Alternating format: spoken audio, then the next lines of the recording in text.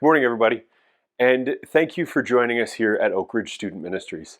My name's Jeff, and I'm the Youth and Young Adult Minister here. We're really glad that you've chosen to join us today, because today we're jumping into a brand new series called Moving On. We're going to look at things that are just hard to move on from. Chances are that if you're like me, you've experienced something small or just insignificant that were really hard to move on from. But you've probably gone through some things that were also really hard to move on from too.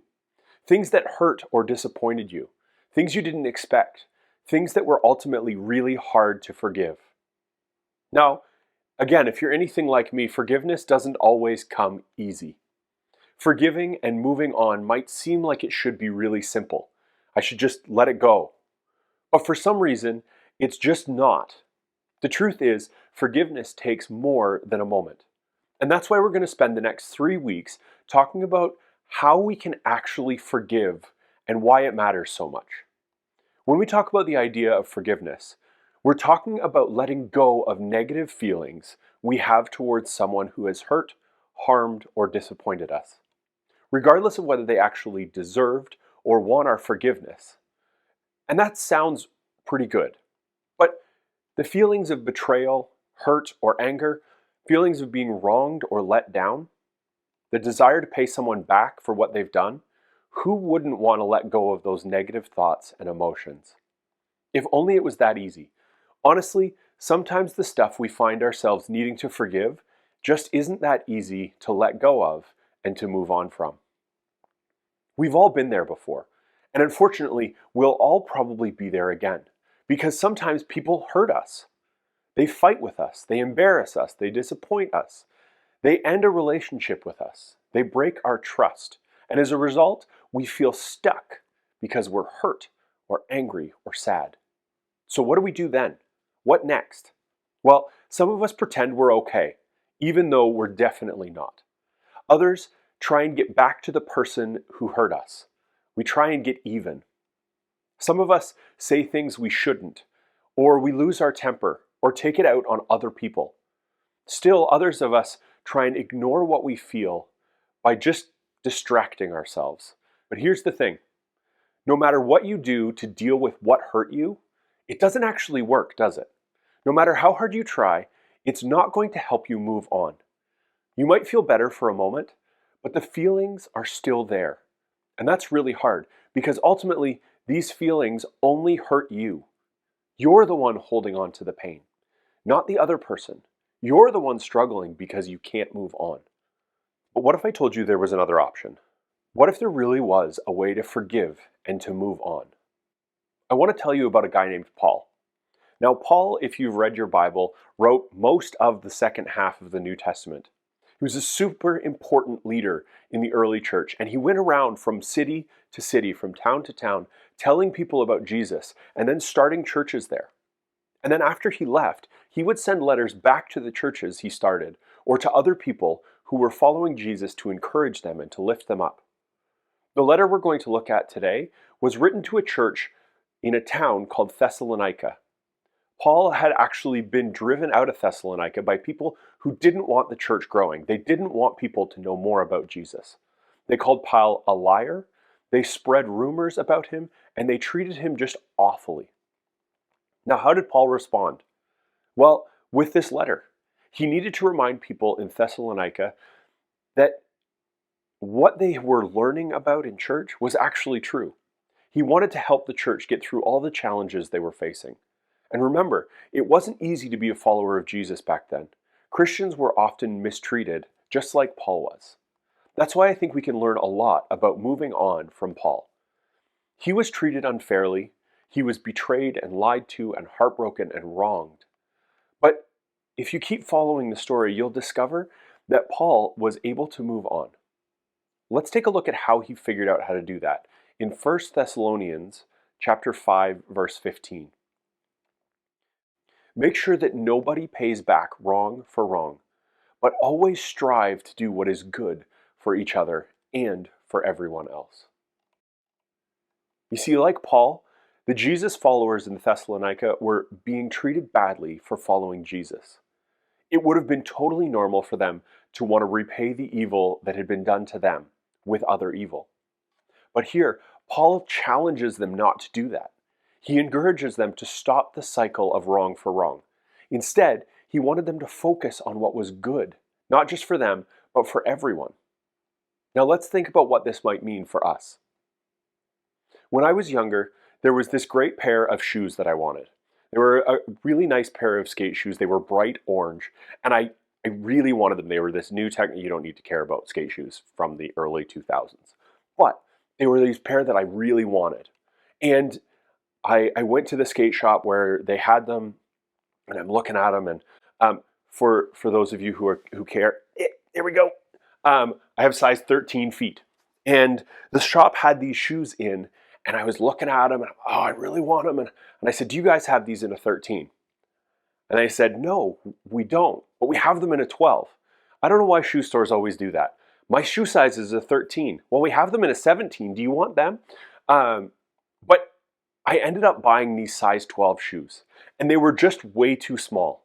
They were tight, and they were uncomfortable and felt pretty terrible, but I wanted to keep them. I wanted to keep them so bad. I wanted to have them so bad that I still fight with ingrown toenails, which is a gross conversation that we won't get further into. But have you ever done that? Have you ever wanted something so bad that even though it causes you pain, or it might cause you pain, it might cause you difficulty, you do it anyways? Well, that's a lot like forgiveness. When we spend our lives walking around in pain that someone has caused us, it ends up hurting us, not them. How does it feel to wear things that fit properly? When I put on shoes that fit me right, there's a lot more room. There's more comfortable, and they aren't causing us pain. Like getting rid of those ill-fitting clothes or those shoes that are the wrong size, when we end up letting go of what's hurting us, we can start to live without the distraction of pain and hurt. We can walk forward in a healthier way. So what if you decided to throw out that old outfit or get rid of the old shoes that don't fit you? Nothing broke. I know it probably sounds like a really difficult thing to do. Getting rid of shoes is easy, but getting rid of emotional hurt and pain is really hard. It's not easy to choose to let go of the pain someone has caused us. It's not easy to want to do what is good for someone who has hurt us. It's not easy to let go of a grudge that we might have been holding on to for years. But like Paul said, if we want to break the cycle and move on, we have to try. In other words, we have to forgive. Why? Because when you don't forgive, it only hurts you. Think about this. The anger, hurt, and pain you feel about what you're holding on to, you're allowing those things and the people who cause them to have power over you. But they're not the ones feeling it. You are. You're dealing with it every single day. And that means you have the power to stop it. If you want to break the cycle you feel like you're stuck in, then you have to make the choice to let it go. Because when you don't forgive, it only hurts you. I want to stop here and say that this is hard. I want to acknowledge that this isn't something that you can just do overnight. Because sometimes the person who hurt us never apologizes. Maybe they don't even acknowledge how they hurt us. Or maybe they know how they hurt us, but they don't really care about how it made us feel. If that doesn't seem fair to you, you're right. It's not. But remember, forgiveness is about what's good for all, and that includes you. Forgiving that other person helps you. It's good for you, and it helps you to be more like Jesus. So even though they never apologize, or they never get punished, or even acknowledge that they hurt you, choosing to forgive will help you move on. And that's really important. Now, if you're having a hard time moving on because someone else has physically hurt or abused you, that's not okay. First, I want to say I'm sorry that that's happened to you. I'm sorry that you're dealing with that. Forgiveness doesn't make what they did right. Please hear me when I'm saying that while forgiveness can still help you in the situation, moving on doesn't mean that you don't speak up. I'd say that part of forgiveness for you, if you have been abused in some way, starts with speaking up and telling someone you can trust what's going on. Speaking up isn't telling on someone or trying to get them in trouble. It's loving yourself enough to keep you and others safe. If that's the situation you're in, I want to encourage you to tell one of our leaders or an adult that you trust today. We want to get you the help you need to make sure that you're safe and healthy to move on. See, what we all have to remember is that forgiveness takes more than a moment. It doesn't magically make everything better.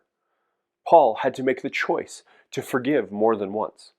Sometimes he had to do it over and over and over again. He had to forgive even when he didn't feel good about it right away, even when it wasn't deserved. But he did it because he knew it was ultimately for his own good. And that's the same choice we can make too. It's the same choice we have to make, because when you don't forgive, it only hurts you. So, what can we do to help ourselves move on? Here are 4 things that I want you to try this week. First, be honest about how you feel. It's okay to be hurt or upset or angry by what someone has done. Pretending like those feelings aren't there doesn't make them go away. We can allow ourselves to feel these things and still move forward in a healthy way. Your feelings are good. Don't just try and bury them. Secondly, remember that everyone is worthy of forgiveness. No matter what we do in our lives, God constantly forgives us. Just as God forgives us, we can try to forgive other people who have wronged us. Because no matter what they've done, the truth is that they're God's creation, and that makes them worthy of forgiveness too. Thirdly, choose to move on. You can decide to move on from the hurt you're holding on to and to make a choice to move forward towards forgiveness. This can look different for all of us. Choosing to move on doesn't always mean you have to run up and tell someone you forgive them. It doesn't have to be something you talk about at all. It can be something you do simply for yourself.